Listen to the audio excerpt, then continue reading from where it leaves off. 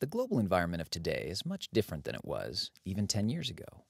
While companies used to struggle to get any kind of new information about markets, today they are drowning in information.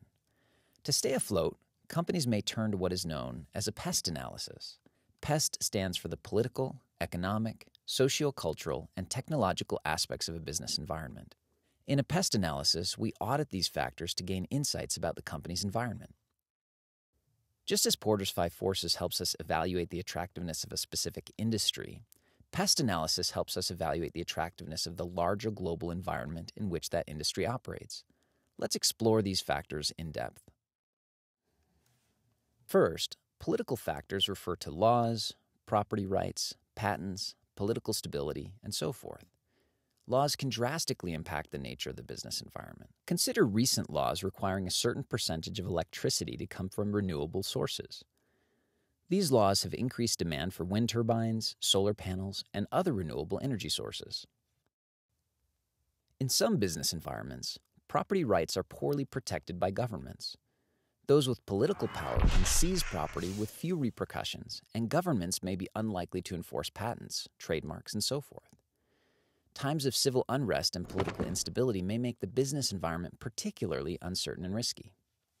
Economic factors refer to market and trade cycles, currency fluctuations, specific industry changes, customer preferences, and country economic growth forecasts. For example, China's economy has grown dramatically in recent years, and this growth has led to new market opportunities. China's population represents a massive, largely untapped consumer market for global companies. Today, more cars are sold in China than in Europe.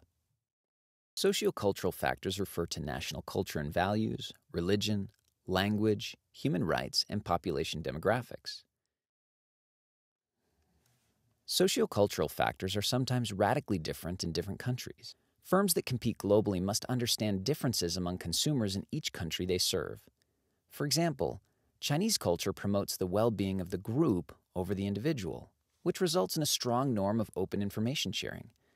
This leads to more widespread acceptance of product knockoffs and software piracy than we typically see in Western cultures. Understanding local cultures helps companies plan for the unique preferences and practices of local employees and consumers. In some countries, night shifts are taboo. In other countries, employers are expected to provide employees with meals and transportation. In India, for example, companies often give cash bonuses on wedding anniversaries and dating allowances for unmarried employees due to the cultural importance of marriage. These are practices that may not be obvious to non-native managers. Demographic trends may also be important because they indicate potential changes in the workforce and/or consumer preferences. Companies that need highly educated employees, for example, may need to pay close attention to local educational trends. Similarly, companies selling automobiles may carefully consider sociocultural trends in transportation. Thailand may look attractive to automakers due to the population size, but an increasing focus on motorcycles may indicate low potential growth rates for automobiles. Technological factors refer to the maturity of manufacturing equipment, information systems, technology platforms, and consumer access to technology. Technological advances in some countries have led to increases in service sector jobs and decreases in manufacturing jobs. Companies are increasingly turning to sophisticated machinery that requires fewer workers to produce the same amount of product. Consider one textile factory in Bangladesh, where it is more cost-effective to purchase high-tech threading equipment to spin thread than to hire hundreds of people to do the work by hand, even with a very low wage rate. Advancement in information systems and technology platforms have also increased the rate of global technology adoption. Continuous advancements in internet technologies increasingly allow companies to spread common technology across platforms at very low costs. These common platforms make work less specific to particular companies and countries. Technological advancements have also empowered individuals to compete with large companies. Guru.com, for example, has developed an online marketplace where individuals can offer various services and compete for business throughout the world. If you need to develop a new website, you can easily find qualified developers who may live in Manila, Mumbai, Manhattan, or even Munich. Now let's talk about what a PEST analysis does for you.